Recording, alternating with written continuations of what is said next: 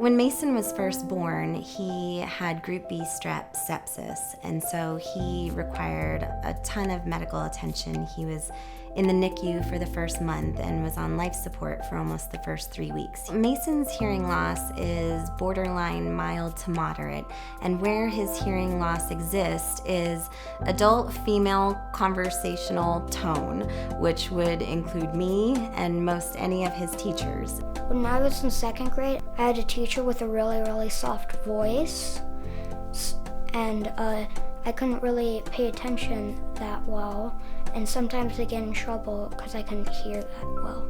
I think the thing that stands out to me is that we had a missed opportunity from when Mason first failed his hearing screen in the NICU to when he failed his hearing screen in preschool. And I think that what would have been helpful is if our pediatrician had followed up from any and all of the NICU testing. I think it would have been really helpful to have that information during the first 4 years for him.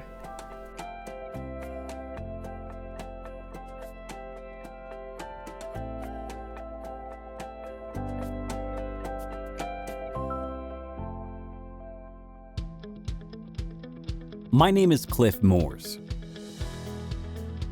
I am the director of the Colorado Commission for the Deaf, Hard of Hearing, and Deafblind. And we also provide outreach and consulting services to support individuals, community organizations, and state agencies with an assessment of their ability to provide direct or indirect services to the deaf, hard of hearing, and deafblind community. One example is the capacity of behavioral health care for deaf, hard of hearing, and deafblind people. In Colorado, there are approximately 470,000 to over 1 million people who are deaf and hard of hearing.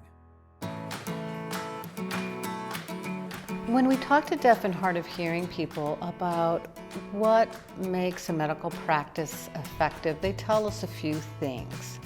It's really important to be aware of some of the communication strategies that can be effective in interacting with them. So as they come to check in at the front desk, you may write back and forth, keep the writing concise and simple. Many practices will announce a person's name in the waiting room, and a deaf or hard of hearing person is not going to hear that. Oftentimes, deaf people go to their medical appointments and talk to their doctor without an interpreter present. Some people prefer to use American Sign Language to communicate. Others prefer to use hearing assistive technology. The front desk person can speak into the microphone, and the patient can stand in this magnetic field where the sound is amplified, and that enables them to keep the conversation confidential. Another thing that make a practice effective is if a person has requested an interpreter. Hi, I'm Janet. Then the interpreter would be there, and you would speak directly to the patient, not to the interpreter. You would speak in first person, ask the person directly as you would with any person. Eye contact's really important, and speaking at a normal pace as you would to anyone else. It's important that the staff are educated about the different types of technology, like video relay service, so they can accommodate their deaf patients. Sometimes when a provider is talking to a hard of hearing person and delivering some really important information, the provider, without thinking about it, may turn away. And then at that moment, the hard of hearing person loses access to communication.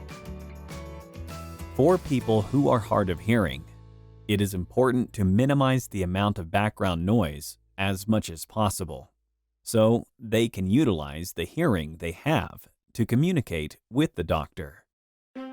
It is really important, if an interpreter is requested by the patient, that it's a certified sign language interpreter, and preferably that that person has experience in medical interpreting, or if it's in a behavioral health care setting, behavioral health interpreting. The importance of having a certified interpreter is that they will communicate the message as the patient is communicating it. If you're relying on a family member or a staff who knows sign language or another interpreter who may not be familiar in the field, they might try to fix the communication to make it make sense. I experienced a situation that was shocking. I was using an interpreter who was not certified. We called them communication facilitators. The communication facilitator interpreted my sentence as "see you sign." What I was intending to say was "see you around." That was a huge deviation from my intent. Just that one misinterpreted word caused a total disruption in the discussion I was having. I'm trying to find time for good sleep every day. The deaf person does not feel like there's anything wrong with them to be fixed. However, if a person is believing that they think something's wrong with them and something needs to be fixed and they're not fitting in with the larger hearing culture like they are told that they should, that can lead to feelings of depression and anxiety and even suicidality. Deaf and hard of hearing people have less access to mental health and behavioral health care services. I felt like I needed to talk to someone. They do experience depression and anxiety in their lives that they can benefit from behavioral health support. What we want as deaf and hard of hearing people for medical providers to understand is that we are people too. We are just like everyone else. We have our health issues. We wanted to be treated appropriately. Having access to clear communication is important to us. Sometimes it does take a little bit longer to provide services to a deaf or hard of hearing person because you're using an interpreter and explaining things, but it's really important for the quality of care for that individual.